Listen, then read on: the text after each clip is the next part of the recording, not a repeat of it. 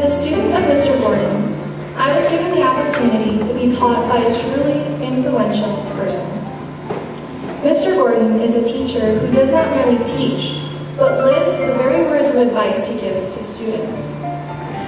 His humor and wit are but two of the many traits that characterize this highly intelligent and incredibly insightful individual. William Arthur Ward once said, "The mediocre teacher tells. The good teacher explains. The superior teacher demonstrates. The great teacher inspires." Mr. Gordon has been an inspiration to every student who has had the privilege of getting to know him. It is a great honor for me to introduce to you the faculty speaker for the class of 2012, Mr. Asa Gordon.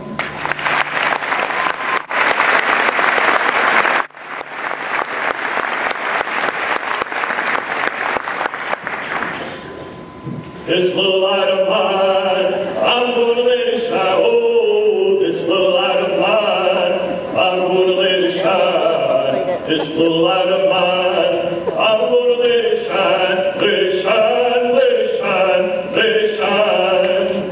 Now that song is one of the typical, most famous songs in the American Songbook.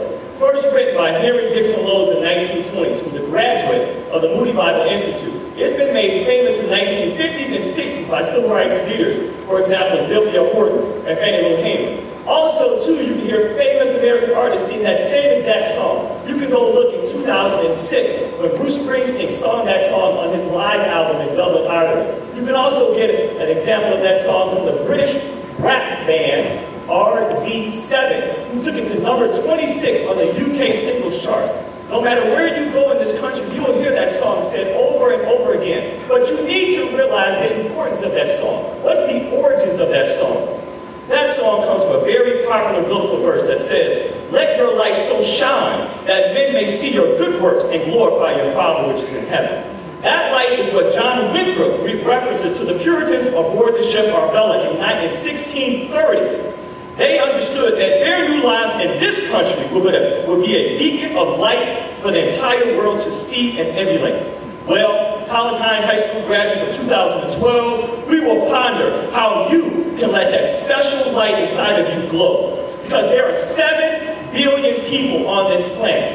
There is no one like you, never has been, never will be. Now, all you have is a particular gift inside of you that you must share with the world. The question is, how will you achieve this? There are five things that I will share with you this afternoon. These are life lessons that I have been taught to me by my grandfather, my grandmother, and my father. These lessons are especially near and dear to my heart because all 3 of these great people have passed away. Yet I rejoice in the fact that I was able to learn their earthly wisdom and have the ability to share it with you today.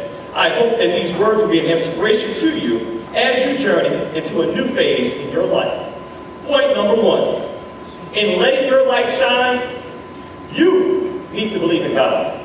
Yes, I say. Why? Because the number 1 factor is every day won't be like this. Every day you won't be sitting here with your friends and families around you smiling. Every day won't be as joyous. So what are you going to do when you may possibly run into a situation that you can't handle? What are you going to do when you run up for that promotion and you don't get it? What are you going to do? Hopefully it doesn't happen, but one day you might be sitting in a lawyer's office and you might be going through divorce. Where are you going to turn to? Where is going to be your hope? I tell you today, class of 2012, you must believe in God. And if you were here last year, you're like, well, wait a minute. Mr. Gordon, you said that last year. That's right, because I can't give you anything better than that.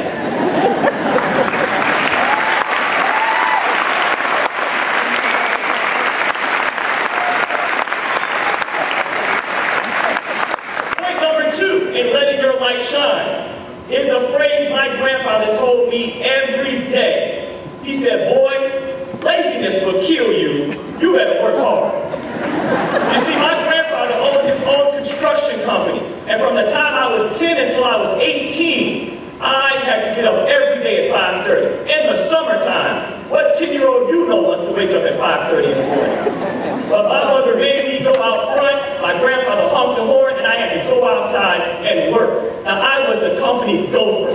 Go get the 2x4. Go get my tube belt. Go get my knee pads out the truck. And I would just drag them along, taking my time, half doing the job. He said, boy, laziness will kill you. If you want to be great, if you want to be the type of man you want to be, you have got to work hard. And I didn't just hear it. I saw that man do it every day of his life. And he always said, you know what? Unlike other people on this planet, I'm my own boss.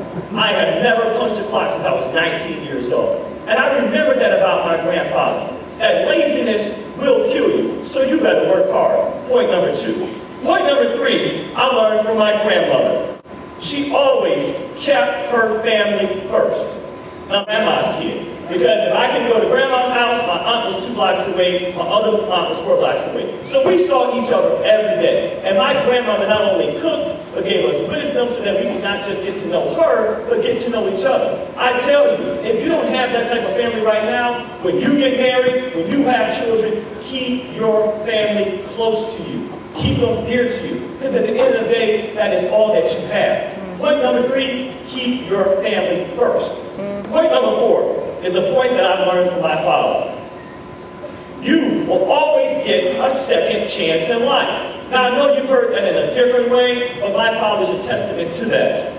See, when my parents divorced when I was 18, it was a month after I got to the University of Illinois to Urbana Champaign. Now, I'll be honest with you and very transparent. I hated my father. He was never the type of man I wanted in my life. So I was very joyous when my parents divorced. But I realized over the years that I could never be the man I wanted to be if I hated the man that created me on this earth. So I had to reconcile with my father. I had to go to him and be humble and to see him not as my father, but as a man who made mistakes, as a man who was resentful and sometimes hurt. And I saw him as a person. When I saw my father as a man, we were able to rebuild our relationship. And I was so thankful I had the opportunity to do that. Because last year, February 3rd of 2011, my father passed away. And at his funeral, all I could think of was I was so grateful I gave that man a second chance. I was so grateful that I was able to reach out to him and get to know him as a person. So even though you might face hardships,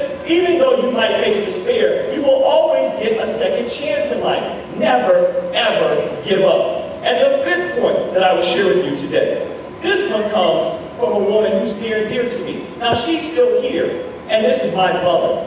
Because my mother is the epitome of this lesson. The lesson is, you must continue to love and grow. I'll say it again. You must continue to love and grow. On December 10th, 2010, my mother had a brain aneurysm. And the doctor told us in the emergency room, listen, son, 33% of the people who have a brain aneurysm do not make it to the hospital. Another 33% of the people don't make it through surgery. Well, I'm glad to say my mother's here today. But more importantly, I've learned that she continued to grow as a person. She still helps out kids in the neighborhood. She still gives her time to people around her. She doesn't have to, but she continues to love and to grow people.